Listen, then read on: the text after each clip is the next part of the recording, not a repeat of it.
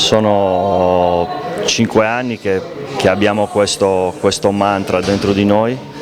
che deve essere, noi dobbiamo cercare, io penso che la cosa principale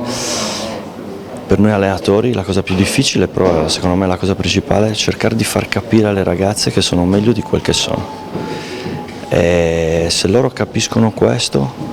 poi dopo riescono a fare delle cose che non puoi pensare, non puoi programmare, e quindi questa è la base più importante, la base mentale è la base più importante. Io ho detto che we shock the planet perché effettivamente abbiamo scioccato tutti, nessuno si aspettava una roba del genere, ma soprattutto fatta con prestazioni importanti, prestazioni comunque sempre sul pezzo, e quindi questa è la roba più bella che si può vedere, secondo me, da parte ovviamente mia, perché ho questo indirizzo, questa voglia, questo mantra, e quindi quando poi le ragazze riescono ad essere connesse con me e connesse tra di loro, allora si vede la differenza. Ci aggiungerei a margine anche un'altra cosa: questa è una ulteriore squadra costruita per la quasi totalità della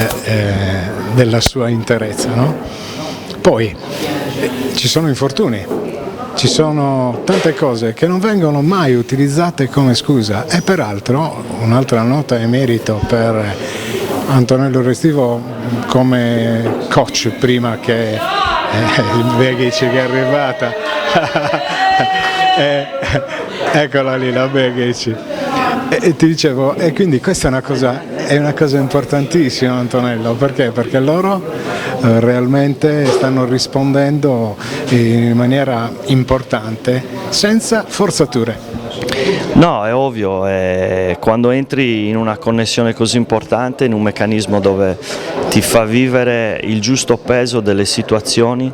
entri in una situazione dove tu cerchi sempre di dare il massimo, cerchi sempre di essere connesso. Questa è la parte più importante per noi, più importante per cercare di scrivere dei libri importanti, di scrivere delle favole, come ho detto,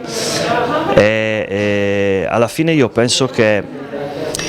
se io sto lì a dire che il tempo è brutto, quando c'è la pioggia, se io sto a dire che c'è il sole però sono arrivate le nuvole, è bruttissimo, se io sto a dire che c'è troppo vento, è brutto il tempo, io alla fine non vivo più, e quindi secondo me questa è una base importante, che gli infortuni fanno parte del nostro percorso. Ovviamente si deve fare di tutto, si parla di sfiga, si parla di tutto quello che vuoi, però si deve fare di tutto per recuperare il più presto possibile, però la chiave, devi continuare a giocare, devi trovare la situazione dove devi andare oltre gli infortuni, poi ripeterli. Io credo molto nel mantra positivo.